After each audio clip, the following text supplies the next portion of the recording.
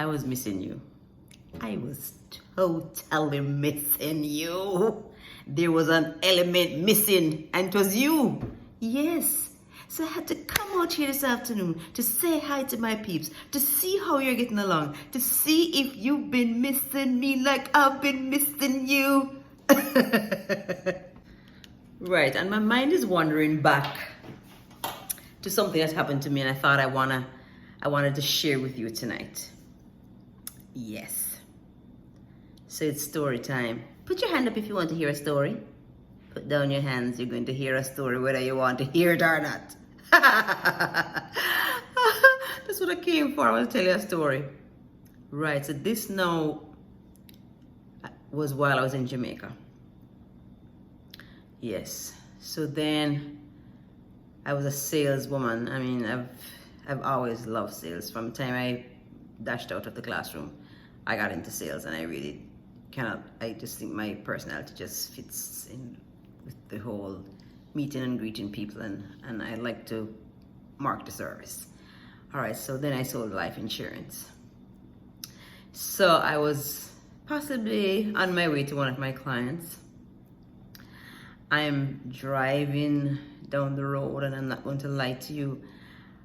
I was driving my little car. It wasn't a big old expensive car either, but it had significance to me because then I had left the teaching profession, and well, most of you know that even in these times, it seems as though as much as teachers work so tirelessly, they don't get the kind of salaries that really is fitting with the kind of service that they offer.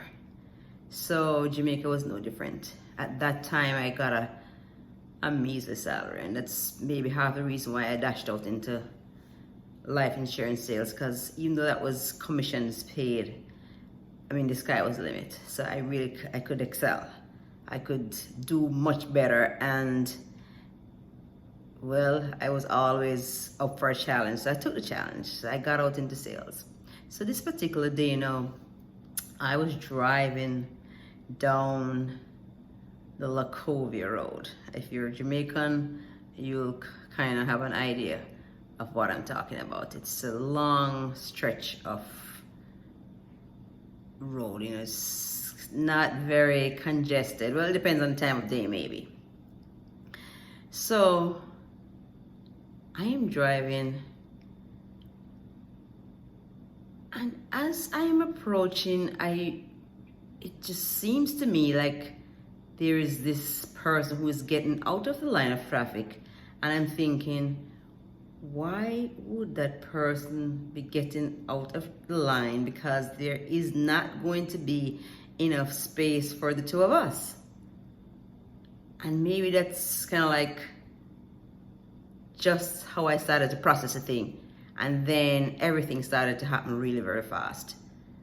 Soon as I got done with thinking that thought, I just started to feel gravel and grass and gravel and glass and all sorts of particles, and then I realized that the car was going over and over and over and over and over.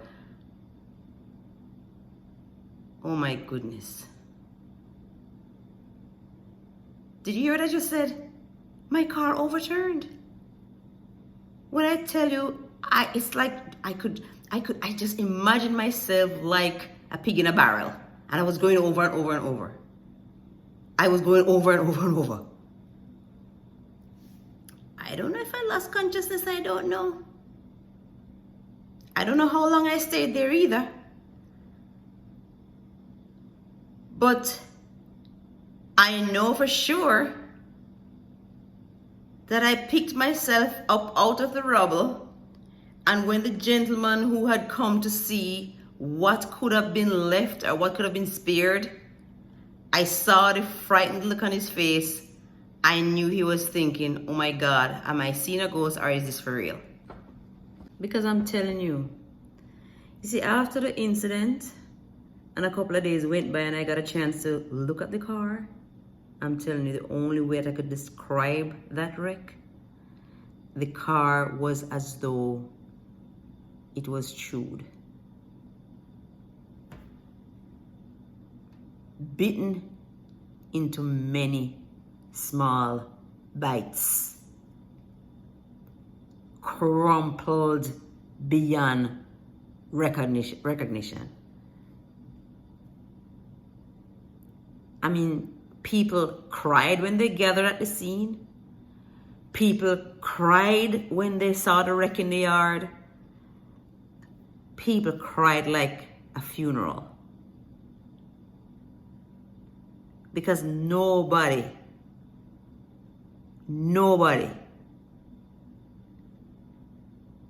could have imagined that life came out of that wreck. And I'm telling you, as far as I'm concerned, if that was not a miracle, I can't say what that was.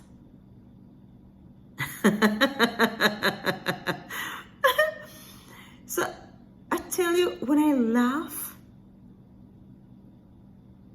because I realize that I have been spared from so many things. I mean, I had to ask myself, God, what is it? What would you have me to do? Because I'm telling you, I think I got a little scar, one little scar right here. But no broken bone, not a scratch anywhere else, not a speck of blood spilt, nothing. Nothing. And when I tell you, that wreck was a wreck and a half. And it wasn't a huge car either. It was a little Suzuki Swift. I don't know if you all remember. And I started getting into a preamble at the beginning because the car was special to me because I had just gone into life insurance and my first bonus, I remember distinctly, I got $80,000. And in any currency, $80,000 is a nice little chunk of change. And I walked into Stewart and purchased my brand new Suzuki Swift. I took the plastic off the seat myself, so it did give me a particular thrill. And I think maybe at that time, a teacher's salary was maybe something like $20,000 a year, $20,000 to $25,000 a year. So when I made a bonus of $80,000, man alive, I can't tell you, I felt as though I was rolling in dough. Yep. And it gave me a particular thrill to buy my own spanking brand new car. So I'm telling you, but that so that it was not a big old powerful car, it was a little car. I mean, it had to have been the hand of God.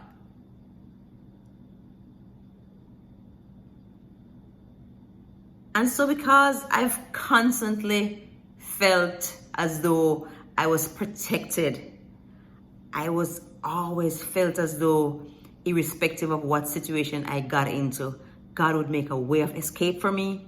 Man, girl, I can laugh. I can laugh. It's like I can laugh at whatever storm comes because I know it's gonna blow, but it's gonna blow off. So my laughter is like resilience. It's like whatever comes, I could almost say, bring it, bring it, bring it, bring it, bring it. Because I know in a matter of a while, I will be delivered. And maybe this story came into my mind today, because I was listening to Steve Harvey. You know how I love Steve Harvey. Steve Harvey is one of my major motivators. Yeah, because Steve speaks from a place of being on a low and getting out on a high. So he's relatable. Yeah. And Steve was saying, trust the process. Trust the process. Yeah. And I'm saying to anybody who might be having any kind of a hiccup now, something that you're not quite understanding, I mean, anything that is mind-boggling and you can't just figure it out, trust the process. Yeah.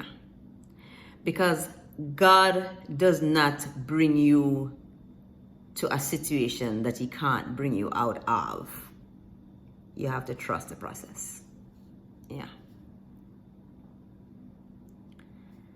He has promised not to give you more than you can bear either. You have to trust the process. Yeah. So when a situation that you think should have been yours doesn't come your way, just understand that that was not your time. Trust the process. Trust the process. Yeah.